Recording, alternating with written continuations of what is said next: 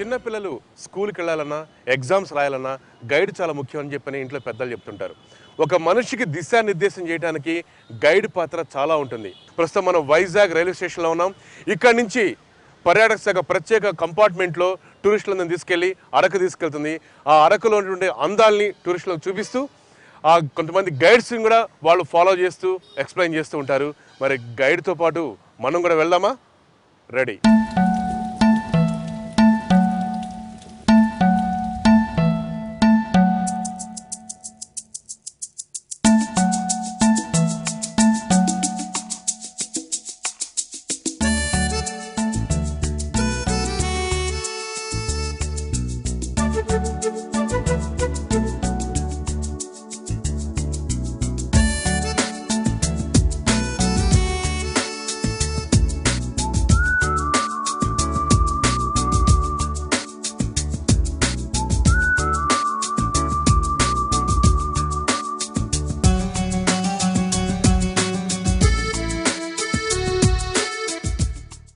నమస్కారం అండి. మీ పేరు? నా పేరు సూర్యనారాయణ, టూరిజం గైడ్ని. రోజు మేము నేను అరకు అందాలు చూపి తీసుకెళ్ళిపోతున్నాను. Thank you very much Suryanarayana గారు. ఎన్ని సంవత్సరాల నుంచి మీరు గైడ్గా? 11 సంవత్సరాల నుంచి గైడ్గా పనిచేస్తాను సార్ ఇక్కడ. 11 సంవత్సరాల నుంచి చాలా మంచి ఎక్స్పీరియన్స్ ఉంది. మీ 11 సంవత్సరాల్లో కొన్ని వేల మందిని చూస్తుంటారు టూరిస్టులని. చాలా మంది చూస్తుంటారు. సరిగా మీకు ఈ ప్రోగ్రామ్ షెడ్యూల్ ఎట్లా ఉంటుంది? మార్నింగ్ ఎన్నికి బయలుదేరుతారు మీరు? మార్నింగ్ మేము డ్యూటీకి రావాలంటే 4:30 కల్లా we have to get up from the bed. 5:30 కల్లా రైల్వే స్టేషన్ రావాలి, టూరిస్టులను రిసీవ్ చేసుకోవాలి, ట్రైన్ తీసుకెళ్ళాలంటే ట్రైన్ నుంచి మనకి టూర్ స్టార్ట్ అవుతుంది అనమాట. ట్రైన్లో బ్రేక్ఫాస్ట్ కానీ, వాటర్ బాటిల్ టీ కానీ, వెళ్ళేటప్పుడు సైట్ సీయింగ్ కానీ, పడుకున్నటువంటి అందాల కోసం ఎక్స్ప్లెయిన్ చేయడం, తిరిగి ఇంటికి చేర్చే వరకు మాదే బాధ్యత. మీకు మ్యారేజ్ అయిందా? మ్యారేజ్ అయింది, 2 పిల్లలండి. ఏం చేస్తున్నారు? బాబు 9th, పాప 5th చదువుతుంది. మరి ఎప్పుడు వాళ్ళు ఏం డాడీ ఒక టైం పాడు లేదు ఏంటి? కొన్ని సమయాల్లో డాడీ ఎప్పుడు వెళ్తారో తెలీదు, ఎప్పుడు వస్తారో తెలియదు అనమాట. మీరు పిల్లలు పడుకునే టైంలో మీరు వెళ్ళిపోతారు? పడుకునే టైం వెళ్ళిపోతాం, నిద్రపోయిన తర్వాత మళ్ళీ ఇంటికి రీచ్ అవుతాం అనమాట. ఇంటికి రీచ్ అవుతుంటారు. ఇప్పుడు గైడ్ గా సంబంధించి మీకు ఎలాంటి ఇన్స్ట్రక్షన్స్ ఉంటాయి? మీరు ఫస్ట్ అతిథి దేవో భవ అనేది టూరిజం ఒక మెయిన్ మోటో అండి. ఏ టూరిస్ట్ అయినా ఆయన దేవునిగా భావిస్తేనే మనం ఆ సర్వీస్లో చేయగలం అనమాట. ఉదయం ఏ విధంగా స్టార్ట్ అయ్యామో చివరి దిగే కూడా అదే ఆనంద సంతోషాలతో వాళ్ళని దించుతూ ఉంటాం అనమాట.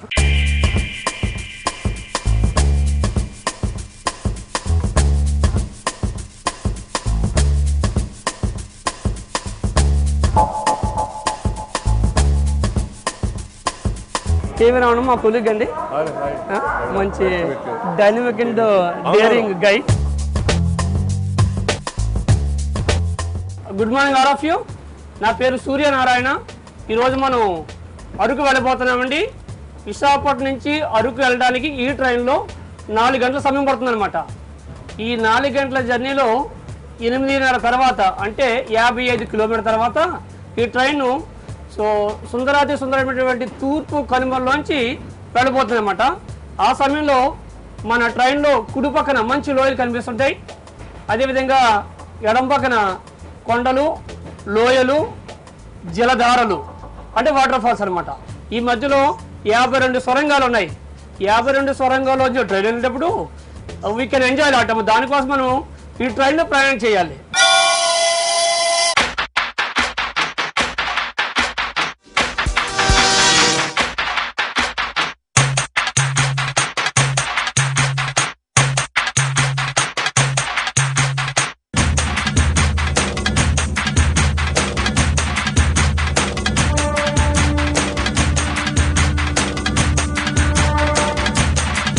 జర్నీ గురించి చెప్పాలంటే చాలా హ్యాపీగా ఉంది.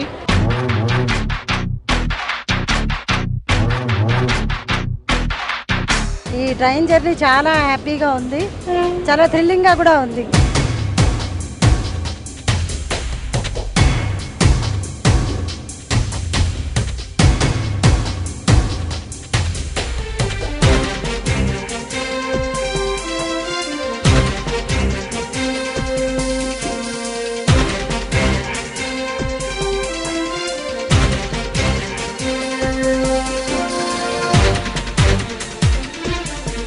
విండో సీట్ పక్కన కూర్చోవడం వల్ల ఏంటంటే అసలు ఎంత బాగుంటుందో ఈ అరకు రావడము. ఈ ట్రైన్ జర్నీ కూడా it's so happy to see Araku.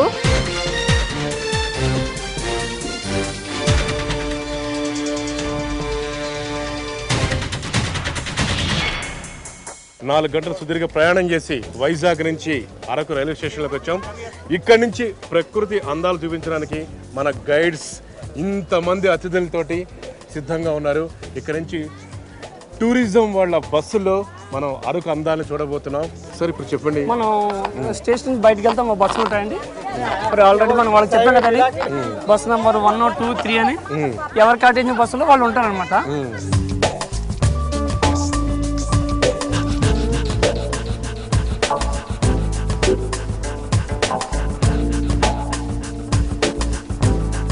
ఇది మా రథసారథి వర్మ అండి, డిఆర్ వర్మ.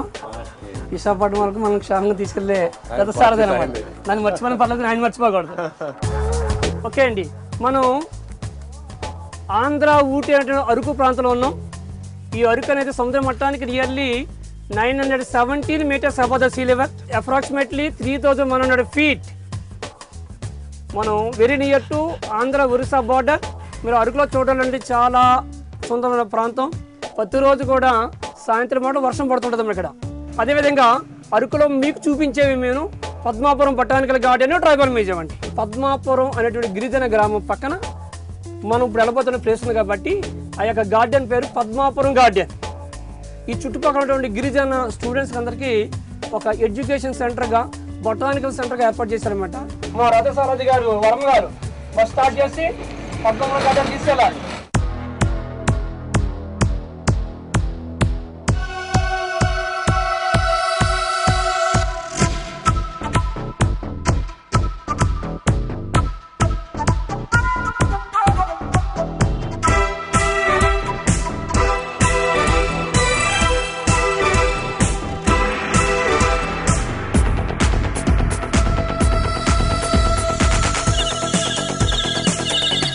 వృక్షశాస్త్ర పితామహుడు ఈ గార్డెన్లో రకరకాల చెట్లు మొక్కలు కూడా తెలుసుకోవడం కోసమని ఆయన ఇన్వైట్ చేస్తున్నాడు అనమాట, ఒక గ్లోబ్ చేతితో పట్టుకొని.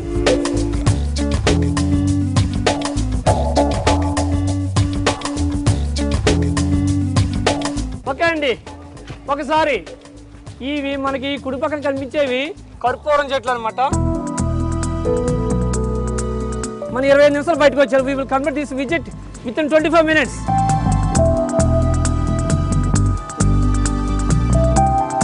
గార్డెన్ లో లీచీ ఫ్రూట్ ట్రీస్ అనమాట. నార్త్ ఇండియాలో ఎక్కువ ఉంటాయి సార్ లీచీ గాచ్.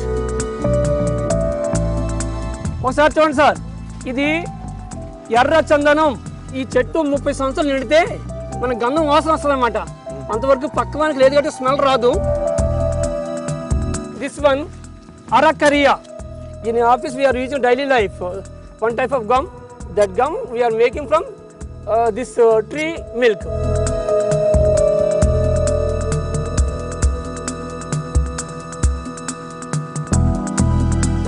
మరి ఈ గార్డెన్ ఇప్పుడు 2 బస్సులు పోటీ పడుతున్నాయి అన్నమాట.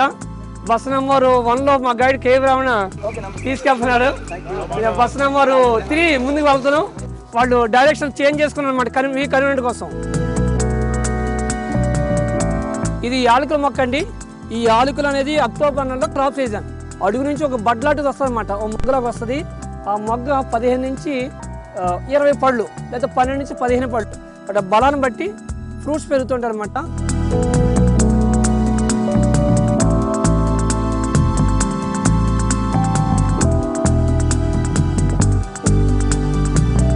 ఇది మొదటి అంకం పూర్తయింది. 2వ అంకం ఏంటో చూడడానికి వెళ్ళబోతున్నాం. అరకు రైల్వే స్టేషన్ నుంచి మనం ఇప్పుడు పద్మాపురం గార్డెన్స్కి వచ్చాం.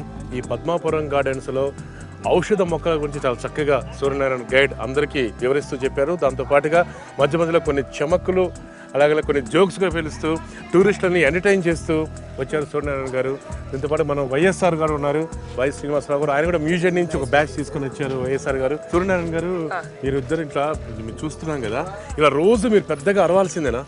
ఎన్ని శ్రమలు ఉన్నా అన్ని దిగమింగుకొని ఎప్పుడు సంతోషంగానే టూరిస్టులకు మేము అతిథి దేవోభవ కాబట్టి ఆ యొక్క ఉద్దేశం చెప్పిన అందరినీ కూడా మంచి సంతోషపరచడానికి ప్రయత్నం చేస్తుంటాం. ఇప్పుడు సడన్ గా మీకు ఫోన్ వచ్చింది అనుకోండి, మీ పాపకి హెల్త్ బాగాలేదనో లేదా మీ బాబుకి హెల్త్ బాగాలేదనో, సడన్ గా మీకు ఫోన్ వస్తుంది. పరిస్థితి కష్టమేనండి, ఎందుకంటే 120 కిలోమీటర్ల ప్రయాణం చేయాలి. ప్రయాణం చేయాలి అందు వెళ్ళాలంటే సడన్గా వెళ్ళడానికి చాలా కష్టం. ఇక తర్వాత మేము ఏదైనా ఫోన్ మెసేజ్ ఇచ్చుకున్నాం, అక్కడ ఆల్టర్నేట్ ఫోన్ మెసేజ్ చేసుకుంటే ఆల్టర్నేట్ చేసుకోవాలి తప్ప సడన్గా వెళ్ళాలంటే అలాంటి ట్రాన్స్పోర్టేషన్ ఎక్కడి నుంచి లేదండి. నెక్స్ట్ ఏముంది? గిరిజన మ్యూజియం అండి. గిరిజన యొక్క జీవన విధానం ఎలా ఉండేది దానికోసం వెళ్ళబోతున్నాం. మీరు అందరూ నన్ను ఫాలో బస్ దగ్గర నాకన్నా ముందు మీరు రావాలి.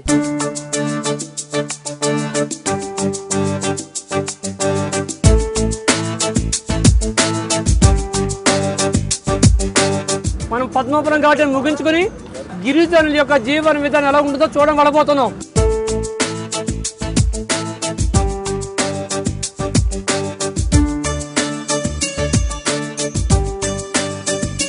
ఇక్కడ ఆర్చర్ ఒకటి ఉంది, ఎవరన్నా ప్రాక్టీస్ చేసిన చేయొచ్చు. తర్వాత ముందు మనం మ్యూజియం చూడడం వెళ్ళబోతున్నాం.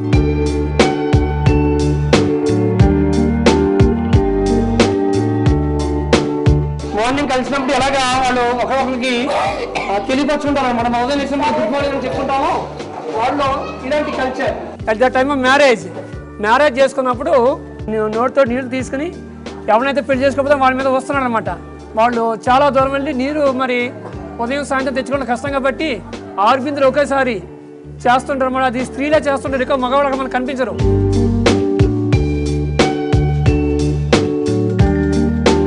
సడన్గా వాళ్ళ ఇంటికి గిరిజనుల యొక్క ఇళ్ళు ఎలా ఉంటాయి, వాళ్ళు ఎలాంటి మంచాలు వాడుతుంటారు, వాళ్ళు చూడడానికి ఎలా ఉంటారు, వాటి వాటర్ కలెక్షన్ ఎలా ఉంటుంటుంది, వాళ్ళు ఇళ్లలో ఎలాంటి వస్తువులు ఉపయోగిస్తారు అనేది మనం చూస్తున్నాం. అమ్మో సార్ చూడండి.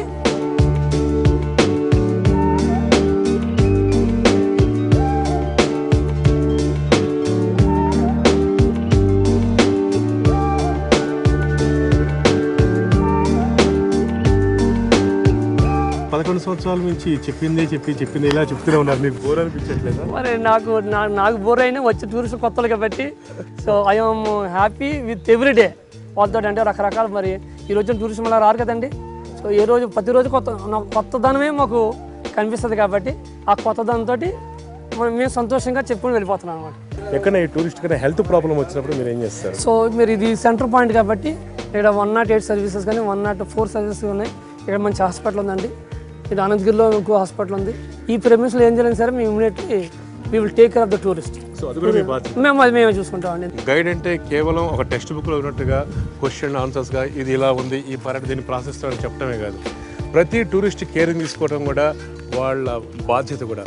వీళ్ళని నమ్మి ఎలా ఇక్కడికి వచ్చారో తీసుకెళ్ళి మళ్ళీ వాళ్ళ యొక్క గమ్యస్థానం తీర్చడం కూడా ఇందులో భాగంగా చెప్తున్నారు. నిజంగా గైడ్ అనేది ఒక యాంత్రిక జీవనం అయితే కాదు, టూరిస్టుల యోగక్షేమాలు గురించి ఆలోచించే మంచి మిత్రులు కూడా. ఓకేనా సార్? మరి మాకు ఇప్పుడు ఏమన్నా మధ్యాహ్నం 12 మధ్యాహ్నం లంచ్ ఏర్పాట్లు చేస్తున్నారా? అని ఆల్రెడీ లంచ్ టైంలో ఎప్పుడు ఏర్పాటు చేసింది. They are ready, they are waiting for us.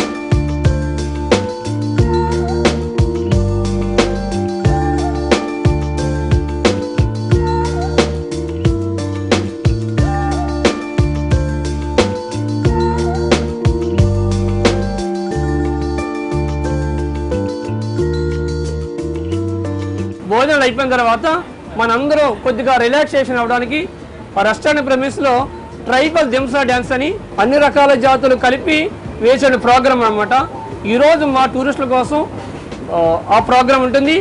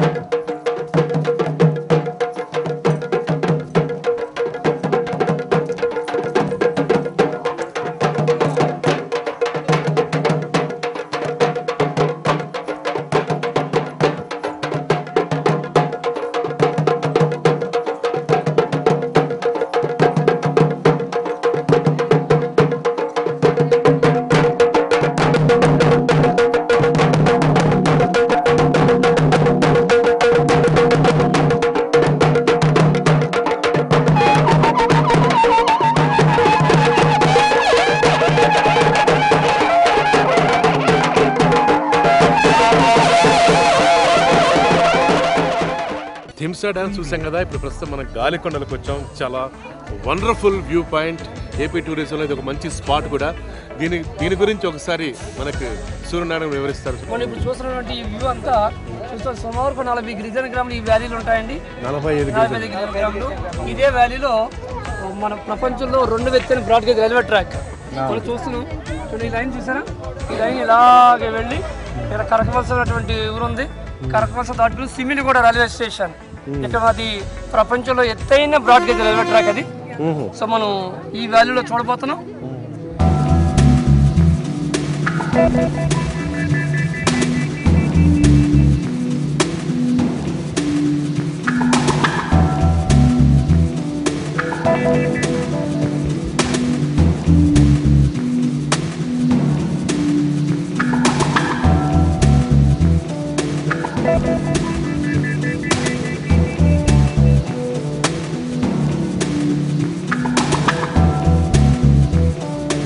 ఇది జీవితంలో భాగంగా మనం బుర్రా గుహలకు వచ్చాం.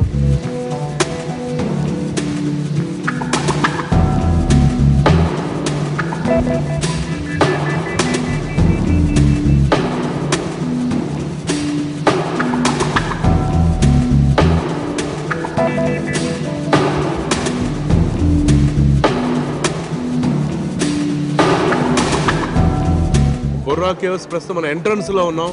ఇక్కడ చిన్న హోల్ కూడా చూస్తాం, అందుకని న్యాచురల్గా వచ్చిందని చెప్పేసి అందుకే దీనికి బొర్రా కేవ్స్ అని పేరు వచ్చిందన్నారు. సో ఇప్పుడు బొర్రా కేవ్స్ లోపల ఇంకేం ఉన్నాయి చూడాల్సిన విషయం తెలిసిన ప్రయత్నం చేద్దాం. ఇది ఒకప్పుడు సున్నపురాయి పంట. ఇది ఒక అంతర్భాగం నుంచి గోస్తాన్ అనేది ఒక నది ప్రవహించదండి. ఆ నది ప్రవాహం లోపల సున్నపురాయి అంతా కొట్టుకెళ్ళిపోయి ఇక్కడ ఒక ఎంటీ ప్లేస్ సరిపడింది అనమాట. సో ఎంటీ ప్లేస్ మనం గుహను పిలుస్తున్నాం. ఈ స్టిల్ టుడే కాల్షియం కార్బోనేట్ పైనుంచి వాటర్ లిక్విడ్ రూపంలో కింద పడుతూ కొన్ని ఫార్మేషన్ ఏర్పడుతుంటాయి. ఫర్ ఎగ్జాంపుల్ మనం యాంగింగ్ చూస్తున్నాం అక్కడ. ఆ యాంగింగ్ ఏమంటారంటే స్టాలక్టైట్. పైనుంచి కిందకి ఏలబడుతుంది. అదేవిధంగా అక్కడి నుంచి వాటర్ పడి ఈ కింద చూడండి సార్, ఈ కింద ఫార్మేషన్స్ ఉన్నాయి. ఈ ఫార్మేషన్ ఆ వాటర్ డ్రాప్స్ పడి ఒక ఫార్మేషన్ అవుతున్న పైకి దాన్ని స్టాలక్టైట్ అంటారు దీన్ని. కొన్ని సంవత్సరాలకి ఈ స్టాలక్టైట్ స్టాలక్టైట్ కలిసిపోయి ఇక శిలాకారంలో కలిసిపోతుంటాయి. దాన్ని జలశిల అంటుంటారు. మరి మనం ముందుకెళ్తే చూస్తాం. అదైతే గిరిజనుల యొక్క నమ్మకం ఏంటంటే దాన్ని ఎవరైనా ఆలింగనం చేసుకుంటే సంతాన ప్రాప్తి కలుగుతుందని, తీరని కోరికలు ఏమంటే తీరతాయి అనేది ఒక నానుడి. అదేవిధంగా కొన్ని ఫార్మేషన్ కలిపి ఒక ఫార్మేషన్ నల్లగా కనిపిస్తుంది, దాన్ని శివలింగం ఫార్మేషన్ అంటారు. లోపల ఇంకా రకరకాల ఫార్మేషన్స్ ఉంటాయి. ఫార్మేషన్ మనకు అనుభూతి అలా కనిపిస్తుందండి. ఇది ఒక ఫార్మేషన్ అలా ఫార్మేట్ అవుతుంది కొద్ది. Like mother and child, dinosaur, Shiva Parvati, Saibaba. Like that, there are so many formations are formatted inside the cave, sir. Now we are in the starting point. Now we have to go for another. So 1 kilometer you have to go by walk.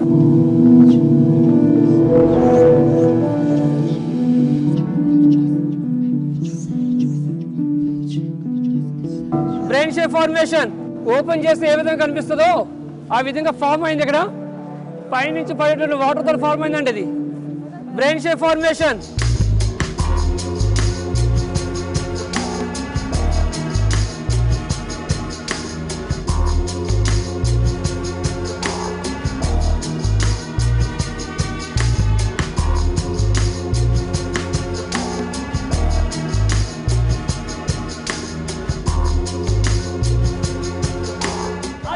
చూడండి అక్కడ formation ఉన్నది black shadow.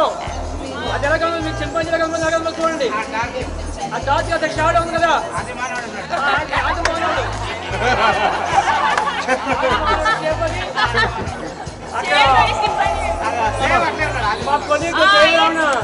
మీకు ఆ దృశ్యాన్ని చూపిస్తున్నాడు. అదే చూడాలి.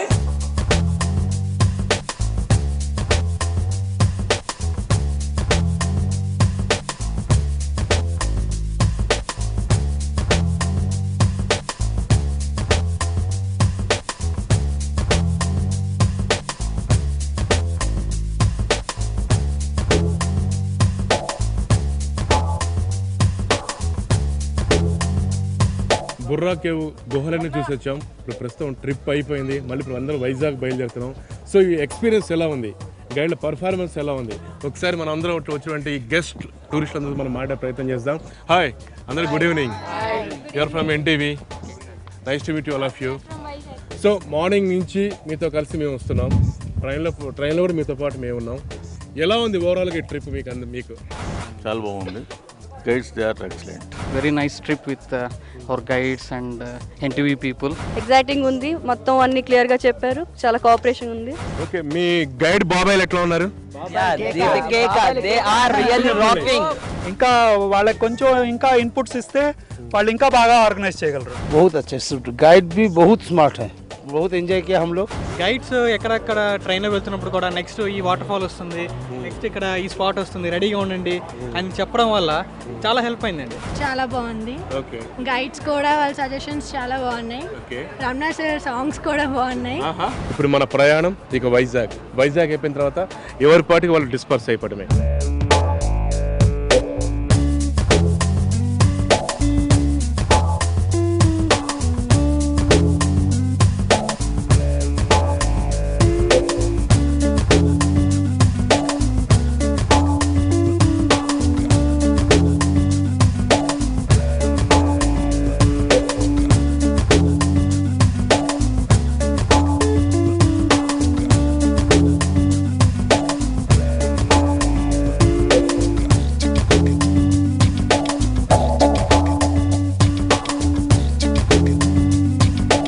AP tourism Vizag ఆఫీస్కి వచ్చేసాం.